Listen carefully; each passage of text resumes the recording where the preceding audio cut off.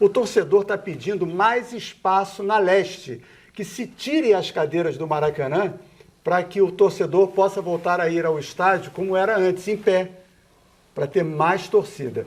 Com a concessão do Maracanã sendo do Flamengo, como é hoje, isso é viável? Pode-se pensar nisso? Então, existe um projeto que já foi aprovado, projeto de lei, que permite, vamos dizer assim, a gente modificar o Maracanã e retirar a cadeira do Maracanã. Esse projeto foi sancionado pelo governo, né? E ficou acertado que na proposta da PMI, que está sendo preparada por todos aqueles que vão participar do processo licitatório do Maracanã, que leve em consideração esse aspecto. Quer dizer, isso é uma coisa que é interesse, foi colocado do próprio governo, que é, na verdade, quem tem o Maracanã, que é o dono do Maracanã, que é o dono do estádio. Muito bem. Dito isso, quer dizer, neste ano isso não será feito. Por quê? Porque nós vamos ter a final da Copa Libertadores no Maracanã e a ideia é que a gente tenha essa final com o estádio tendo os assentos todos marcados, que é uma demanda que foi feita pela Conmebol para a própria CBF, claro, dos estádios, né? Então, deixando muito claro, isso não será feito até o final do ano, mas a ideia é que na concessão de 35 anos, isso venha a ser implementado. O Grêmio fez isso, não fez? Por quem quer que Fez, seja. o Grêmio fez isso. Vamos ouvir a pergunta do torcedor que a gente tem aqui. Eu queria saber do presidente quando que ele vai tirar essa leste mais aí e fazer uma geral de novo. Eu acho que o Flamengo é a torcida do povo e que já está na hora de lotar mais o Maracanã. Eu acho que 70 mil, por mais que seja muita gente, acho que tá precisando de... Dá para caber mais, entendeu? Então eu gostaria que tivesse uma geral nova e que pudesse ter mais flamenguistas no Maracanã. Como já foi respondido, já está respondido. Mas só para completar, isso daria um adicional de torcedores? Quantas pessoas ficariam nesse local? Teria que ser recalculado, né? A gente está estudando, mas dependendo do tamanho do número de cadeiras que a gente fosse retirar. Mas a ideia é você Diante colocar questão, 10 a 15 mil pessoas a mais. O estádio do Flamengo, então, esse projeto está... Se a concessão vier para o Flamengo de 35 anos... Então, primeiro, o projeto que a gente trabalha é com o Maracanã. E mesmo da época da campanha lá no Flamengo, quer dizer, antes de assumir no início do ano passado, eu sempre falei que a prioridade minha seria sempre o Maracanã. E eu digo isso por vários motivos. Primeiro, porque a torcida sempre diz que a voz do povo é a voz de Deus, né? A torcida diz o Maraca é nosso. Há quanto tempo, né? Ela canta, o Maraca é nosso, né? Então, esse é o primeiro ponto. Segundo, porque o Maracanã fica localizado numa posição muito boa dentro da cidade do Rio de Janeiro, onde a gente tem acesso por trem, por metrô, por vias largas, ali no meio, Zona Norte, Zona Sul, ali no meio, perto do centro, ou seja, numa posição estratégica.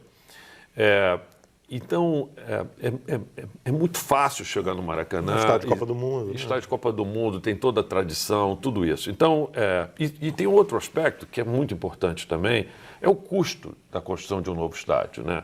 E o que isso impactaria, vamos dizer assim, nas finanças do Flamengo, né? Então, você pode considerar, assim, um estádio simples, talvez custasse R$12.500 por cada assento. Se você quer botar um estádio como, sei lá, 60 mil lugares, tudo isso, né? Então vai te custar, sei lá, perto de 100 milhões. Não, 750, não, estou falando 750 milhões. Assim, e bota mais o custo do terreno. Quase 1 bilhão. Você bota mais o custo do terreno, você está falando em ordem de grandeza de 1 bilhão de reais. Itaqueirão, mais ou menos, foi isso. Só que o Corinthians teve facilidades especiais.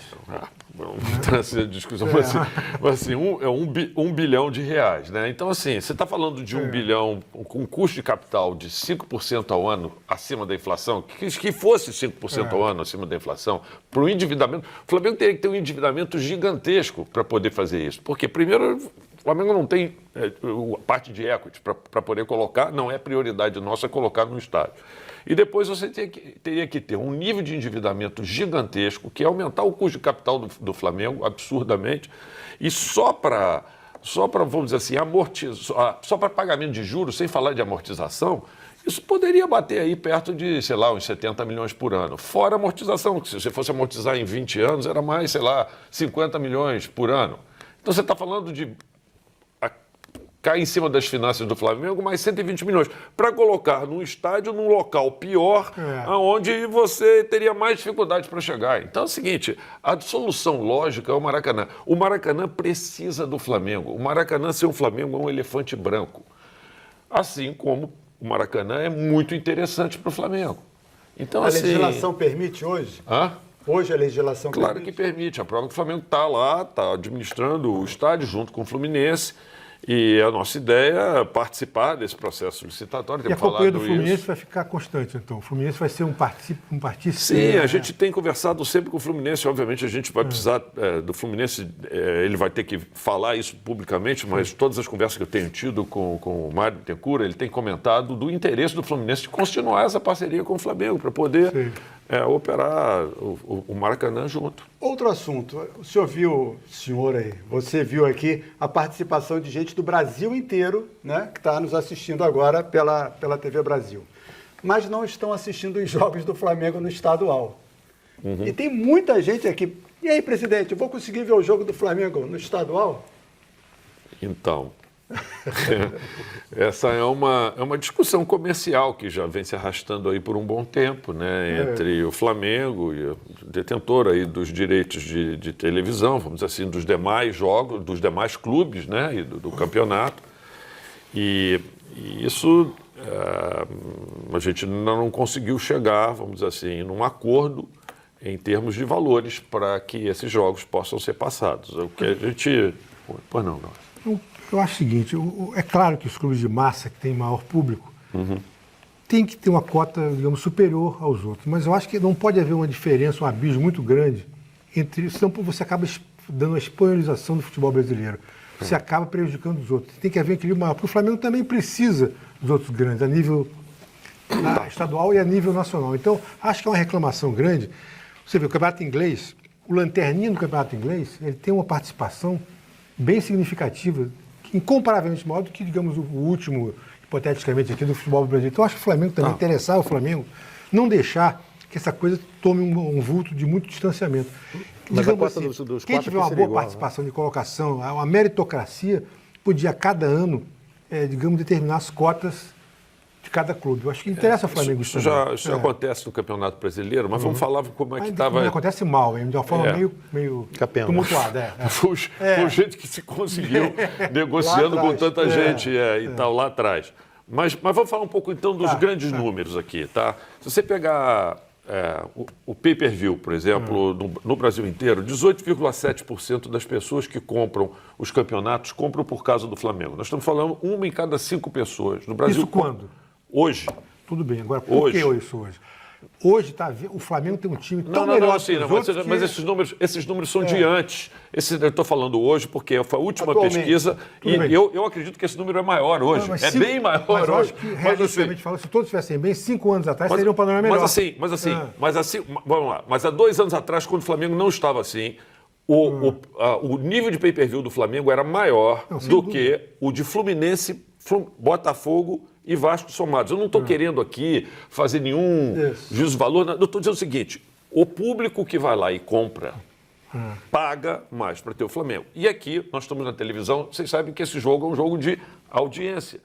O que se paga por aqueles que vão colocar as propagandas, tudo isso. Inclusive, se quiser autorizar, a gente transmite os jogos do Flamengo. Pois é, então é audiência. Então, assim, se você somar no Campeonato Carioca, o Flamengo tem... os números que a gente tem, era 54,7% das pessoas que compram o Campeonato Carioca compram por causa do Flamengo. E o Flamengo recebia a única proposta que foi feita, é bom que se diga até agora, porque muita coisa sai na imprensa dizendo fizeram uma proposta assim, fizeram uma proposta assada. Não existe proposta nenhuma. A única proposta que existe até hoje é ou você, na verdade, aceita aquilo que já foi acordado por todos os demais, ou então não tem nada. Então tá ótimo, então é assim mesmo. Mas que as pessoas não fiquem enganadas de achar que existem conversas, que existem propostas, porque não existe proposta nenhuma na mesa. É contrato de adesão. Ou você adere a isto que está aqui, ou não tem nada para você na mesa. É isso que está acontecendo. Muito bem. Então, assim, vamos pegar os seus números, Márcio. A gente tem 15 milhões reajustados, vamos lá que seja perto de 17 milhões hoje. Para Flamengo, para Fluminense, para Vasco e para Botafogo. A mesma coisa, sem diferenciação nenhuma. E aí tem um valor também lá da federação, que a federação lá usa para poder fomentar o futebol, para poder colocar para os demais pequenos, que precisa, porque precisa para o campeonato. A gente não está discutindo a remuneração da federação, tá certo? Nós estamos querendo discutir, é o seguinte, vem cá, se eu estou gerando 54% da receita desse troço, será que eu devo ter 12,5% da receita distribuída? É razoável isso? Não é razoável. Isso não é razoável. Agora vamos pegar, por exemplo, o Campeonato Paulista. Né? O Campeonato Carioca, não tem os números totais do Campeonato Paulista, mas entendo que o Campeonato Carioca é tão visto ou mais visto que o Campeonato Paulista. Lá foi negociado 28 milhões. Né? Então você tem um time lá, que é o quarto grande lá de São Paulo, que ganha 28 milhões, e o Flamengo, que entrega muito mais, ganha 15 milhões.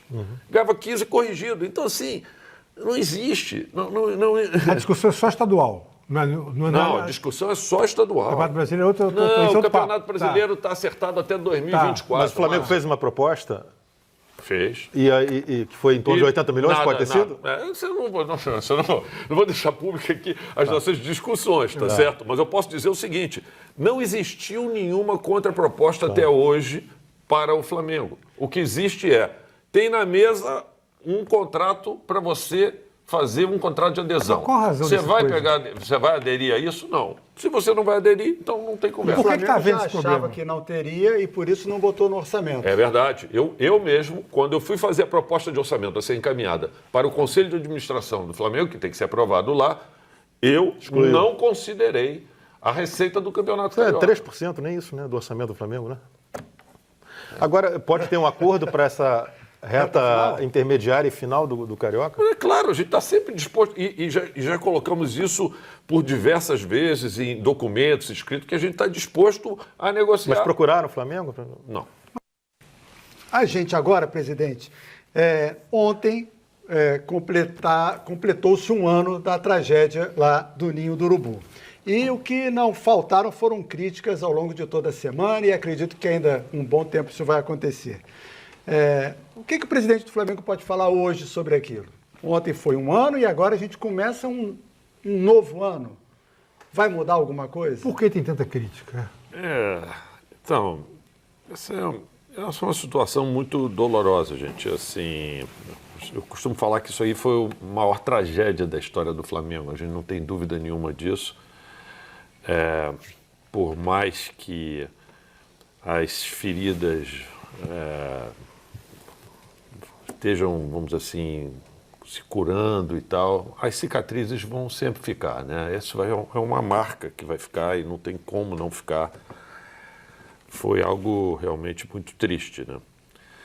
Tem os aspectos emocionais das pessoas que tiveram a perda, que quando acontece esses aniversários, essas datas, são momentos onde as pessoas param mais para pensar e refletir sobre o que aconteceu, tudo isso. É natural que nesse momento esse lado emocional aflore, vamos dizer assim, nessas pessoas, e aí vem as conversas e tal. As críticas são as mais diversas, como foi falado aqui, tem críticas sobre os aspectos de apuração, vamos dizer assim, do que ocorreu propriamente dito, mas é um Existe trabalho... algum processo interno no Flamengo? Não. Falhou o Flamengo, não falhou? Não. Faltou então o Flamengo mais cuidado, cuidar daquele alojamento ali. Então, o primeiro ponto que eu acho que quem tem que falar sobre isso, esse aspecto, se houve falha, se não houve falha, tudo isso, existe um inquérito que está sendo conduzido, né, foi pela Polícia Civil, que terminou, foi encaminhado para o Ministério Público, por 2 vezes o Ministério Público devolveu para a Polícia Civil, pedindo mais informações, tudo isso, e informações que a gente tem mais recentes é que foi encaminhado pela 3ª vez para o Ministério Público e espera-se, pelo que eu vi nas reportagens, que haja um indiciamento ou alguma coisa que vier a acontecer que vai ocorrer, vamos dizer assim, ainda esse mês. É isso que a gente acompanha. Pessoas Mas esse físicas e jurídicas também? Não, isso é mais apuração de responsabilidades, sim, e tá. aí eu acho que ligados às próprias pessoas que estariam envolvidas nesse relatório. Então, assim, eu acho que isso aí é um processo e que as pessoas dizem, mas quem foi culpado, quem não foi e tal, mas isso é um trabalho meticuloso que está sendo feito pelas autoridades e com o qual o Flamengo, quando perguntado, vai lá, responde tudo isso e as pessoas e tudo, mas acho que não é especificamente do Flamengo, mas que cria, vamos dizer assim, uma expectativa pelas pessoas. Eu não entendi. Então, se apurar a responsabilidade, você diz que não é com o Flamengo? Não é isso, não é que não é com o Flamengo. Quer dizer, a apuração das responsabilidades é feita pelas autoridades. Né? Então, assim, é o inquérito da Polícia Civil. E ela está perguntando, mas não é só, é diretamente ao Flamengo, pela forma com que o Flamengo se organizava, era pela empresa que era contratada lá para fazer a manutenção do A Light já se ar-condicionado. manifestou, que é uma outra questão. Nunca. A Light nunca se manifestou nesse processo, né? Mas, vamos dizer assim, os alojamentos. Eu estou falando do que já é público, de conhecimento público, das empresas que E tinham na sua prestação opinião de serviço. pessoal, você que conhecia o local ali, era adequado, era bom para o lugar? Porque eu não conheço, Eu estou não perguntando. conhecia o local. Não, né? Eu não conhecia o local. Eu nunca tinha ido ao local. Então, eu não Presidente, conhecia o então local. esse é o lado jurídico da coisa. Mas e agora, como você mesmo disse, o Flamengo tem uma situação que é raça, amor e paixão. E aí, quando envolve amor e paixão, a situação é outra. O Silvio, coincidentemente, foi convidado para participar aqui do programa de hoje e eu, confesso, eu não sabia que ele estava produzindo uma reportagem para o Terra, para o Portal Terra, isso. com as famílias. E aí eu gostaria de um depoimento seu sobre o que você ouviu, né, de uma forma sucinta. De uma forma sucinta. Eu não tenho a menor dúvida de que o presidente do clube, os dirigentes, enfim, todos que passaram a lidar diretamente com essa situação, sentem profundamente, né, como se algo tivesse transpassado ali o coração deles. Eu não tenho a menor dúvida de que quando eles falam, quando o presidente fala, de que há sinceridade, sim, no que ele fala.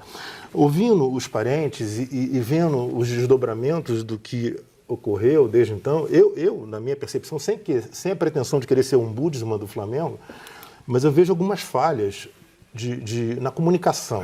Também entendeu? acho, isso eu já falei. Por exemplo, eu acho que o Flamengo poderia já ter feito algumas entrevistas coletivas ao longo do ano para que houvesse um embate com o presidente, com os outros dirigentes, com réplica, tréplica. Há questões que não estão muito claras. Houve uma iniciativa do Flamengo com a Flá TV, né, que é uma TV oficial do clube, de alguns esclarecimentos. Eu acho que não funcionou bem. Tanto que a primeira pergunta começa assim, já é um fato superado isso tudo? Não, até as respostas foram boas, não é nada superado. Claro o que a gente percebe... Só para você saber, aquelas perguntas foram perguntas que o pessoal da Flá TV lá do Flamengo coletou de jornalistas de diversas fontes, tá? Entendi. Então, assim, não foram perguntas da Flá TV. Mas... Entendi. Teve muita gente que reclamou que não foi procurado. Bom, a gente não ficou ali quando houve a gravação foi exibida, isso não foi esclarecido, né? Uma outra coisa assim que eu acho que, presidente, coisas que poderiam ser evitadas, né? Essa questão do opinião minha, o senhor pode discordar. Quando eu digo opinião minha de outros tantos colegas jornalistas também, que a gente conversa, a gente troca ideias, opiniões. Por exemplo, a dispensa desses meninos, 8 meninos que sobreviventes da tragédia, agora 5, né? Antes de completar um ano, acho que podia ser. Não tem mais condições técnicas de continuar, mas poderiam fazer um carinho ali neles, dar um título de sócio proprietário. Também tem a questão do carinho com as famílias, né? Exatamente. O carinho com as famílias. Eu tive com uma família, a mãe do Arthur Vinícius. O Arthur Vinícius tinha 14 anos, era zagueiro, filho único. A mãe e todos os outros pais, você só sabe disso. Os pais, e mães, e irmãos e avós estão destruídos e não vão se recuperar. Pelo menos tão cedo, estão destruídos, né? E quando a gente vê essas pessoas destruídas, a gente pode esperar tudo delas, né? O que elas dizem, as mães e tal, é que falta um carinho, um abraço, uma palavra amiga, entendeu? Dos dirigentes, do presidente do clube, entendeu? E para completar também, achei que faltou sensibilidade nessa questão de ontem, de alguns parentes serem barrados lá no Ninho do Urubu, só depois do time profissional sair. Acho que foi mal conduzido. Não que fosse uma coisa intencional do Flamengo, mas foi mal conduzido. A demanda financeira não tem deles lá ou não? Isso Enfim, tá são algumas considerações. Não, você ouviu demanda financeira? A gente está indo para... A gente tem 14 minutos Mas de só para programa completar, só. a demanda financeira houve por parte das pessoas que você ouviu? Sim, aí tem as discussões, né? Cada um fala de um montante, né? Não há um consenso de montante, por exemplo? Então, presidente. Não há um consenso. Né? Muita coisa para falar. Muita coisa. A gente ainda tem mais um bloco ainda. Ah, é? Nossa, então... Bom, vou tentar sintetizar aqui. Agradeço aí os comentários, acho que sempre a gente pode tentar melhorar as críticas. Eu quero começar falando o seguinte, olha, assim, esse é um assunto no qual a diretoria do Flamengo coloca uma enorme atenção e o tempo todo. É interessante que as pessoas sempre buscam um lado, mas deixa eu tentar mostrar do outro lado. Quer dizer, ontem nós tivemos uma festa no Maracanã que foi organizada pelo Flamengo, né? Então, tivemos entrada em campo com faixas, tivemos os balões para as torcidas, que a gente tentou ajustar. Os jogadores entraram, cada jogador entrou com um nome na camisa de uma das crianças, dos garotos que faleceu. Nós vamos estar preparando, vamos dizer assim, nem sei se podia falar isso aqui, mas a gente vai pegar essas camisas e nós vamos pedir para os jogadores todos autografarem essas camisas e vamos encaminhar para a família de cada um deles e tal, para poder fazer uma homenagem para eles pelo dia de ontem, quer dizer, passamos no telão do Maracanã, aquilo, quer dizer, e são várias outras coisas que a gente faz, quer dizer, eu não vejo muito as pessoas olharem, quer dizer, o copo meio cheio. Eu vejo muitas pessoas olharem sempre o lado do meio vazio, achando que sempre tem alguma coisa a mais para ser feita. E é verdade. Por quê? Porque numa situação como essa, quer dizer, com a perda de um filho, de um neto, como você falou, é algo que é muito doloroso, que passando um ano não é o tempo. Não há valor. Não vai, e tem esses aspectos. Bom, agora, com relação a conversar com as famílias, a gente já chegou a comentar isso, vamos dizer assim, nesse vídeo que você citou, né?